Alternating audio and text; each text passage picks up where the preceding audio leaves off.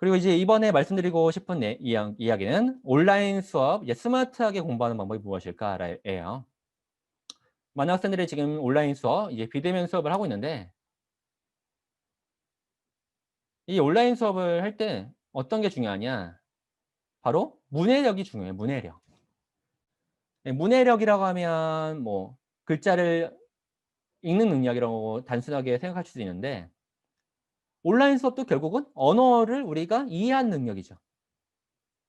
그렇다라는 거는 결국 그거의 의미를 이제 해석할 수 있는 능력이 필요한데, 안타깝게도 한국이 OECD 조사 결과 이 실질적 문맹률 국가라고 나왔어요.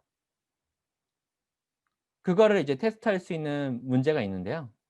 네, 한 문제만 제가 짧게 한번 테스트해 보면 이런 거예요. 이제 우리 아이들에게 주어를 이 문장의 주어를 찾을 수 있는지 이런 것들을 테스트해 보면 우리 아이의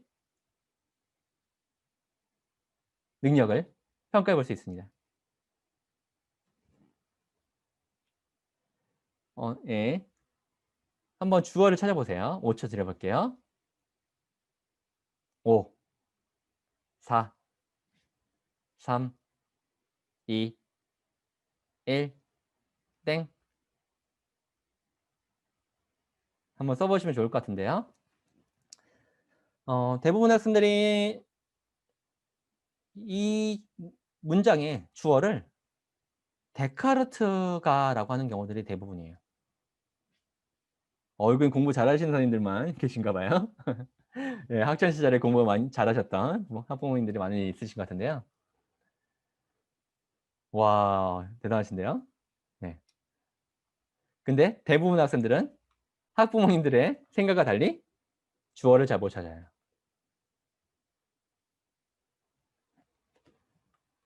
왜 그러냐?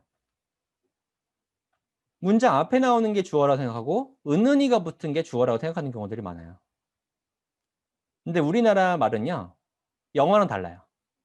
영어는 위치어로 되어 있기 때문에 주어, 동사가 순서를 꼭 맞춰야 되는데, 우리나라 말은 주어가 생략되어 있기도 하고 서술어는 항상 맨 뒤에 있기 때문에 이거를 파악하기 좀 어려운 부분들이 있어요.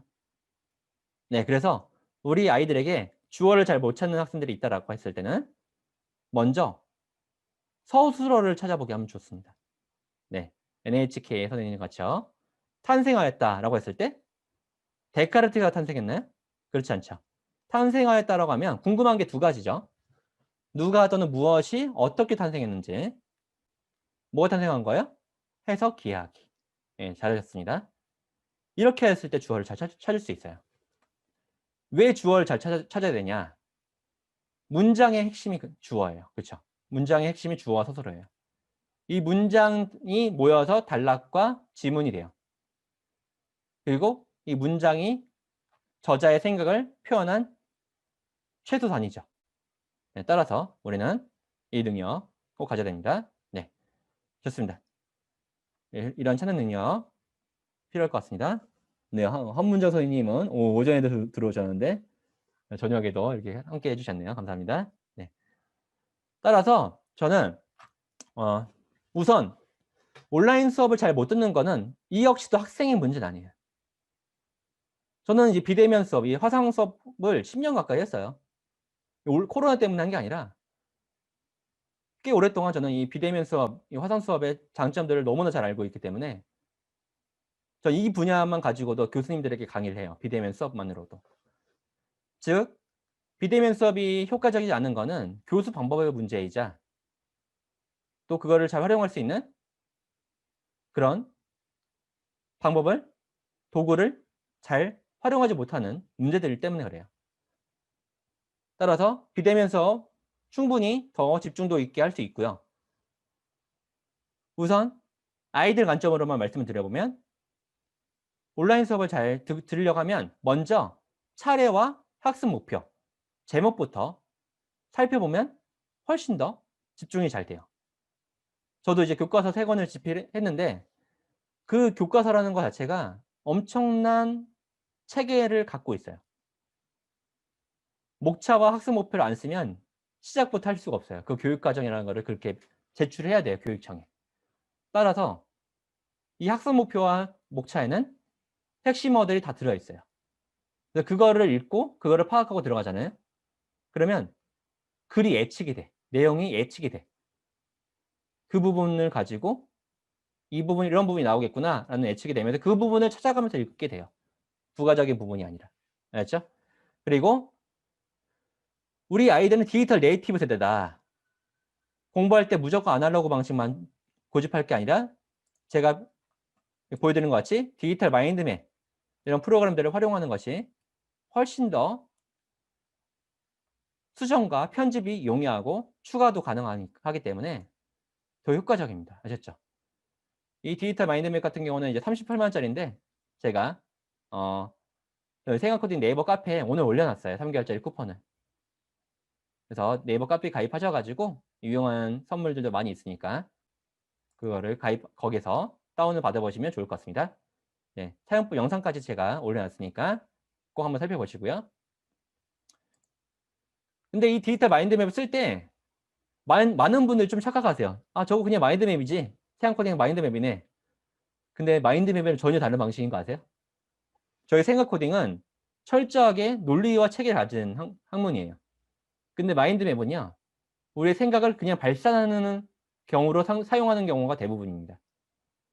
그래서 전혀 마인드맵과 다른 마인드맵 프로그램을 사용하는데도 불구하고 우리의 두뇌의 범주와 구조와 기능을 활용한 그런 방법으로 활용하는 거기 때문에 그냥 마인드맵을 쓰는 게 아니라 논리적이고 체계적인 방법을 사용해 주면 된다는 거예요. 그 방법이 이제 자신의 논리에 따라서 구조화하는 것이다라는 겁니다. 네. 따라서 이게 정말 중요한 거예요. 그냥 목차를 쓰는 게 아니에요. 우리 아이들의 지금 교과서는요. 재밌게 되어 있어요. 제목이. 목차가. 근데 대학교에서 그 내용을 배웠을 때는 그렇게 재밌게 안 돼 있잖아요. 예를 들어 암은 어떻게 생기는가 이렇게 되어 있어요. 특히 중학교 목차는. 암은 어떻게 생기는가. 뭐 이렇게 목차가 되어 있으면 있는 그대로 이렇구나라고 보는 게 아니라 어떻게 봐야 되냐. 암의 발생 원인을 말하고 싶은 거구나. 그 내용을 보더라도. 그게 바로 자신 논리에 따라서 구조하는 방법의 핵심이에요. 아셨죠? 그리고 절대 빨리 많이 눈으로 바르는 공부하지 말게 하세요. 오늘 진도 많이 못 나갔어도 괜찮아. 한 단원 공부했어. 그러면 아이한테 물어보세요. 그 내용에 대해서 한번 엄마한테 말을 해볼래? 아빠한테 말을 해볼래? 말로 하지 못하는 지식은 진짜 지식이 아닙니다. 핵심적인 내용들을 말할 수 있어야 돼요. 그리고 자기 전에는 스스로 혼자 덮고 떠올려보는 거예요. 이렇게. 어떤 내용 배웠지? 당연히 처음에는 말로 별로 못하고 떠올리지도 않겠죠. 하지만 그런 의식을 하는 것만으로도 우리의 기억은 더 많은 것들을 기억하기 위해서 작동하고 있습니다. 아셨죠? 진짜 핵심적인 내용들 말씀드린 거예요. 온라인 수업 그냥 듣기만 하는 것이 아니라 좀 더 우리의 두뇌를 활용한 능동적으로 쓰게 하는 그런 방법을 활용한다.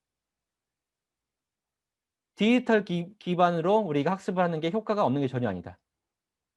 그냥 생각을 안 하게 하는 그런 방법으로 그렇게 타이핑을 했기 때문에 그런 거지.